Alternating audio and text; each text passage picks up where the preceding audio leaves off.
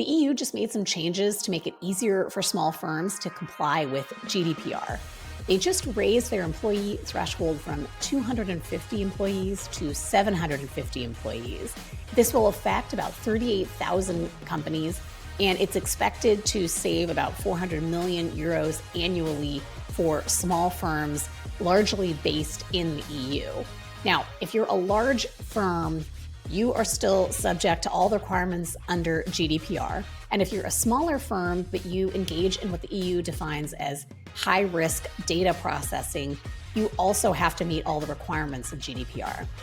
In addition, the EU is rolling out some new policy changes in September of this year, and they're also working on an AI Act. There's a host of new requirements for cybersecurity and AI, and we've talked a little bit about some of these in a couple prior episodes, so we will link to those here too. The thing that I think is helpful about this at the end of the day is that they are trying to find a way to make the regulatory burden easier on small firms, which I think is always a popular choice.